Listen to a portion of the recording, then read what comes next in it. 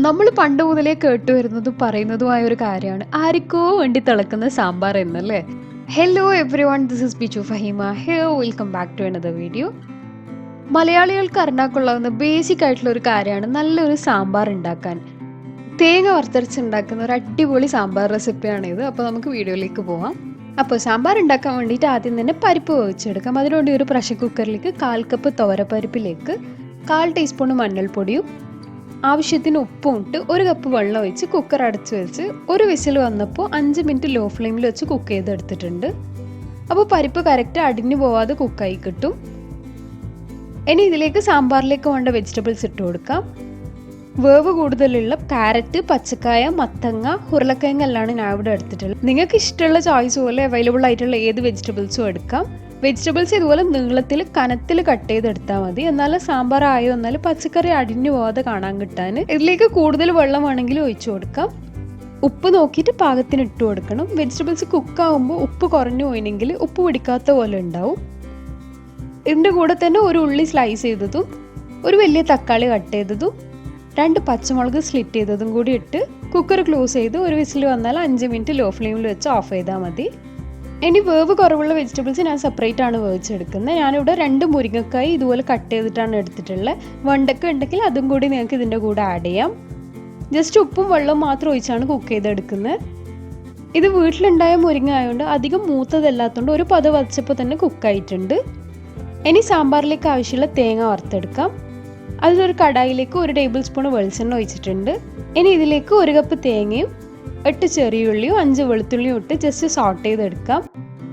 ചെറിയൊരു roasted smell വരുമ്പോൾ തേങ്ങ ഇതുപോലെ സൈഡിലേക്ക് മൂവ് ചെയ്താൽ ഓയിൽ ഇങ്ങനെ സെൻറ്ററിലേക്ക് വരും. അതിലേക്ക് 1/4 ടീസ്പൂൺ ചെറിയ ജീരകവും അതിൻ്റെ പകുതി ഉലുവയും ചേർക്കാം. അത് നന്നായിട്ട് പൊട്ടി വന്നാൽ തേങ്ങയിലേക്ക് മിക്സ് ചെയ്ത് സോട്ട് ചെയ്തെടുക്കാം. ഇതുപോലെ ലൈറ്റ് ഗോൾഡൻ കളർ ആകുമ്പോൾ സെയിം വേ തേങ്ങ ഇതുപോലെ മൂവ് ചെയ്ത് ഓയിലിലേക്ക് പൊടികൾ ഓരോന്നായിട്ട് ചേർത്ത് മിക്സ് ചെയ്തെടുക്കണം. ആദ്യം ഓയിലിലേക്ക് 1 ടീസ്പൂൺ കാശ്മീരി മുളക് പൊടി ചേർത്ത് ഇതുപോലെ നന്നായിട്ട് മിക്സ് ചെയ്ത് തേങ്ങയിലേക്ക് മിക്സ് ചെയ്യണം. പൊടികൾ ചേർക്കുമ്പോൾ മാക്സിമം ലോ ഫ്ലെയിമിൽ വെച്ചിട്ട് വേണം ചേർക്കാൻ, പെട്ടെന്ന് കരിഞ്ഞു പോവും. ഞാനിവിടെ കടായി ആയതുകൊണ്ട് ഫ്ലെയിം ഓഫ് ചെയ്തിട്ടാണ് ചേർക്കുന്നത്. നന്നായിട്ട് ചൂടായ കടായി ആയതുകൊണ്ടാണ് ഞാൻ ഓഫ് ചെയ്തിട്ട് ചേർക്കുന്നത്.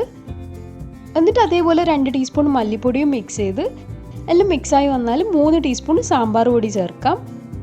എല്ലാ പൊടികളും ഓരോ പ്രാവശ്യമായിട്ട് ഇട്ടിട്ട് വേണം മിക്സ് ചെയ്തെടുക്കാൻ. ഇത് ഹോം മെയ്ഡ് സാമ്പാർ പൊടിയാണ്. ഇതിൻ്റെ റെസിപ്പി വേണമെങ്കിൽ താഴെ കമൻറ്റ് ചെയ്താൽ മതി, ഡീറ്റെയിൽ വീഡിയോ ആയിട്ട് ഷെയർ ചെയ്യാം. സ്റ്റോർ ബോട്ട് ഉണ്ടെങ്കിൽ നിങ്ങൾ അത് ചേർത്താലും മതി. അപ്പോൾ തേങ്ങ നന്നായിട്ട് റോസ്റ്റ് ആയിട്ടുണ്ട്. കറക്റ്റ് റോസ്റ്റ് ആയാലും നല്ലൊരു സ്മെല്ല് വരും. ഈ ഒരു കളറായാലും ഫ്ലെയിം ഓഫ് ചെയ്ത് ഒരു പ്ലേറ്റിലേക്ക് മാറ്റുന്നുണ്ട്. കടായിൽ തന്നെ വെച്ചാൽ ആ ഒരു ചൂടിൽ ഓവർ റോസ്റ്റ് ആയിട്ട് കരിഞ്ഞു പോകരുത്. സാമ്പാറിന് നല്ലൊരു കളറും ടേസ്റ്റും കിട്ടാൻ മെയിനായിട്ട് ശ്രദ്ധിക്കേണ്ടത് തേങ്ങ വറുത്തെടുക്കുന്നതാണ്. ഇനി ഇത് നന്നായിട്ട് ചൂടാറിയതിന് ശേഷം മിക്സിയിലിട്ട് വെള്ളമൊഴിച്ച് പേസ്റ്റ് ടെക്സ്ചറിൽ അരച്ചെടുത്താൽ മതി. ഒരേ ടൈം കൂടുതൽ തേങ്ങ റോസ്റ്റ് ചെയ്ത് ചൂടാറിയാൽ ഫ്രീസറിൽ വെച്ച് ആവശ്യമുള്ളപ്പോൾ അരച്ചെടുക്കാനും പറ്റും. കുറേ ദിവസത്തേക്ക് മോശമാവാണ്ട് നിൽക്കും. ഇനി ലാസ്റ്റ് മിക്സിംഗ് ആണ്. പരിപ്പും പച്ചക്കറിയും വേവിച്ചെടുത്തിലേക്കും മുരിങ്ങ ഈ വെള്ളത്തോട് ഒഴിച്ചു കൊടുക്കാം. എന്നിട്ട് ഇതിലേക്ക് അരച്ചെടുത്ത തേങ്ങയും ഒരു ചെറിയ ബോൾ സൈസ് പുളി സോക്ക് ചെയ്തതും ഒഴിച്ച് എല്ലാം കംപ്ലീറ്റ് മിക്സ് ചെയ്ത് ഫ്ലെയിം ഓൺ ചെയ്ത് തിളപ്പിച്ചെടുക്കാം. ഉപ്പ് നോക്കിയിട്ട് വേണമെങ്കിൽ ആഡ് ചെയ്താൽ മതി. അവസാനമായിട്ട് കുറച്ച് കായപ്പൊടി കൂടി ചേർത്ത് കൊടുക്കാം. ഇനി ഒരു കടായിലേക്ക് 1 ടീസ്പൂൺ വെളിച്ചെണ്ണ ഒഴിച്ച് 1 ടീസ്പൂൺ കടുകും 2 വറ്റൽമുളകും കുറച്ച് കറിവേപ്പിലയും ഇട്ട് പൊരിഞ്ഞു വന്നാൽ തിളച്ചു വരുന്ന സാമ്പാറിലേക്ക് ആഡ് ചെയ്യാം.